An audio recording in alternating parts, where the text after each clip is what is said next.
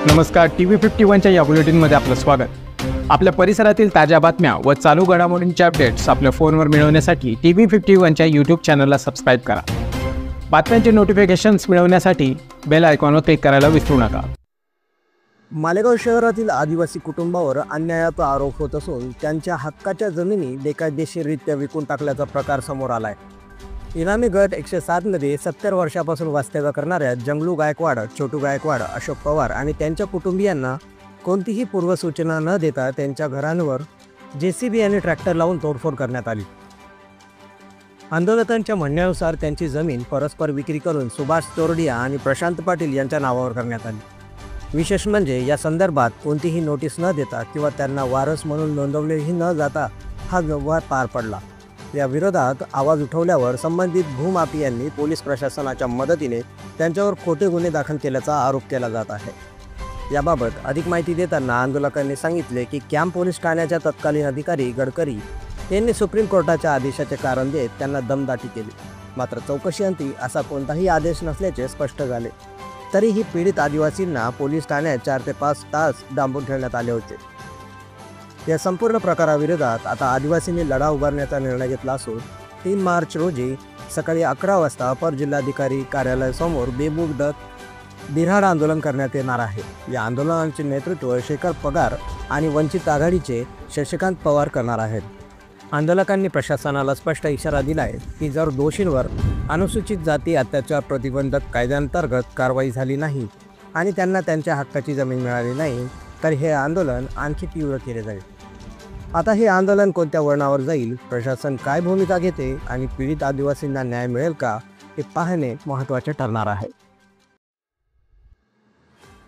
दिनांक 3/3/2025 रोजी अप्पर जिल्हाधिकारी कार्यालयात लोकशाही धडक मोर्चा आणि शशिकांत भाऊ यांच्या नेतृत्वाखाली बिऱ्हाड आंदोलन करणार आहोत। आम्ही आंदोलन करण्याचं महत्त्वाचं कारण असं आहे की या मालेगाव शहरामध्ये भूमाफियांचा एवढा काही हैदोस चालू आहे, एवढी दादागिरी चालू आहे, एवढी दहशत चालू आहे, ही कोणी रोखू शकत नाही। आणि सगळ्यात महत्त्वाची गोष्ट अशी आहे की मालेगाव शहरामध्ये सुद्धा आज लोक प्लॉट घ्यायला आणि जमिनी घ्यायला घाबरतात, कारण खोटे नाटे कागदपत्र दाखल करून जमिनी हडप केल्या जातात, प्लॉट हडप केले जाते आणि सर्वसामान्य माणूस लढू शकत नाही।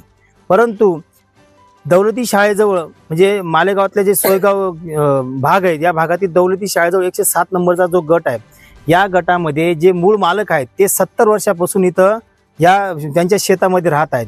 परंतु काही लोकांनी परस्पर त्यांचे वारस लावून फक्त नावातच समानता होती, कुळ सारखे होते असं दाखवून जे खरे मूळ मालक होते, जे खरे वारस होते, त्यांना डावलून दुसरे डुप्लिकेट वारस लावून ही जमीन परस्पर विकून दिली। आणि ही महत्त्वाचं म्हणजे ही जमीन इनामी जमीन असल्यामुळे ही जमीन विकता येत नाही। परंतु सत्ताधाऱ्यांना हाताशी धरून, प्रशासनाच्या अधिकाऱ्यांना हाताशी धरून हे सगळं षडयंत्र रचलं गेलं। आणि या मालेगाव शहरामध्ये नव्हे तर पूर्ण महाराष्ट्रामध्ये या मालेगाव तालुक्यातली ही जी घटना, याची चर्चा अशी आहे की पोलीस स्टेशनचे जे काही अधिकारी, कॅम्प पोलीस स्टेशनचे गडकरी मॅडम यांनी अक्षरशः ह्या आदिवासी बांधवांना सांगितलं की सुप्रीम कोर्टाचा आदेश आहे, इथं घरं तोडण्यात यावे आणि ही जमीन खाली करण्यात यावी। म्हणजे विचार करा की जिथं कायदा सुव्यवस्था राखला गेला पाहिजे, लोकांचं संरक्षण केलं गेलं पाहिजे, पण त्याच पोलीस प्रशासनाचे अधिकारी जर ज्यांना मारहाण झाली, ज्यांचे घरं तोडले गेले, उलट त्यांना न्याय देण्याऐवजी त्यांना जेलमध्ये डांबण्यात आलं, पोलीस स्टेशनमध्ये 4-4, 5-5 तास बसून ठेवण्यात आलं। म्हणजे विचार करा, ह्या तालुक्यामध्ये आज जर कधी निवडणुका राहिल्या असत्या तर ह्या लोकांना न्याय देण्यासाठी हजारो पुढारी, हजारो सामाजिक कार्यकर्ते आले असते। परंतु ह्या लोकांना मारहाण झाल्यानंतर, यांची घरं तोडल्यानंतर सुद्धा यांना न्याय देण्यासाठी कोणीही पुढे येत नाही। परंतु वंचित बहुजन आघाडी असेल, लोकशाही धडक मोर्चा असेल, आमच्यासारखे काही लोक आहेत ते आज याच्यात सामील झाले। परंतु आम्ही एकच म्हटलो, ह्या लोकांनी कोणाकडनं 1 रुपया घेतलेला नाही, कोणाला ही जमीन लिहून दिलेली नाही, पण तरी सुद्धा यांच्यावर अन्याय का? पोलीस प्रशासन असेल, महसूल प्रशासन असेल, यांना आमची हात जोडून विनंती आहे, कुठेही दबाव न टाकता आणि सत्ताधाऱ्यांचा दबावामध्ये येऊन काम करून यांना जर त्रास दिला तर हे आंदोलन चिघळलं आणि आंदोलन जर कधी हिंसक वळण लागलं, त्याची सर्वस्वी जबाबदारी ही पोलीस प्रशासनाची आणि शासनाची असेल।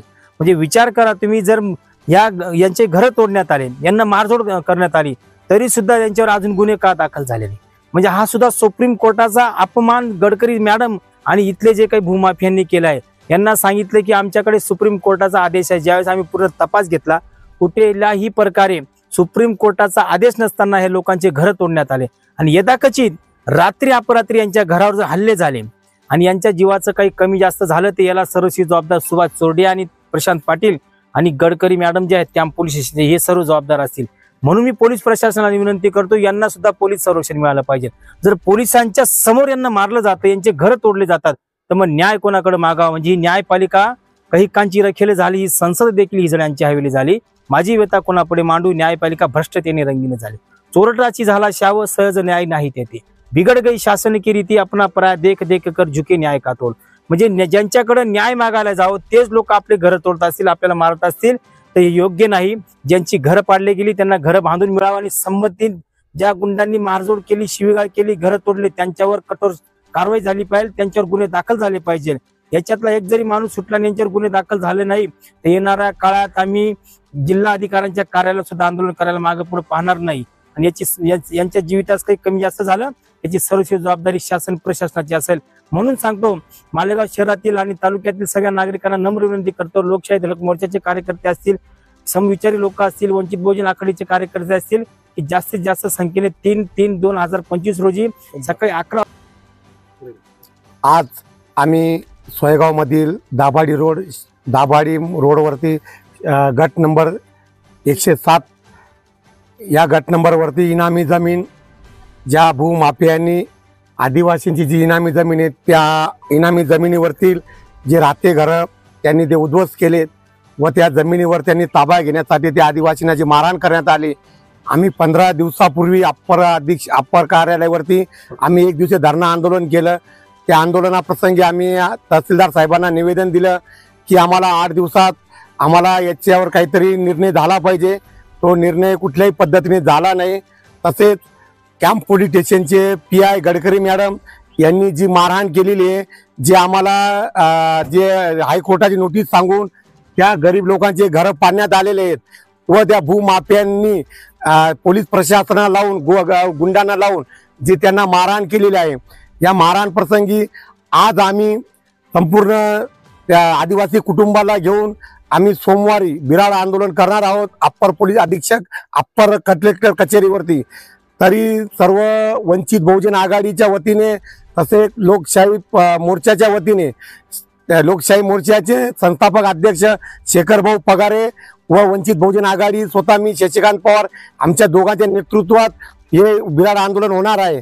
तरी सर्व वंचित बहुजन आघाडीच्या सर्व तमाम पदाधिकाऱ्यांना, शहर अधिकाऱ्यांना या आंदोलनात सहभागी व्हावं व या आदिवासी लोकांवर जो अन्याय झालेला आहे त्या अन्यायाला कुठेतरी वाचा फुटावी व या लोकांना कुठेतरी राहते घरं व त्यांची जमीन वापस मिळावी याच्यासाठी तमाम सर्व पदाधिकारी तसेच जे जाणते जे संविधानवादी आहेत या लोकांनी या आंदोलनामध्ये यशस्वी करण्यासाठी हजारोच्या संख्येने अप्पर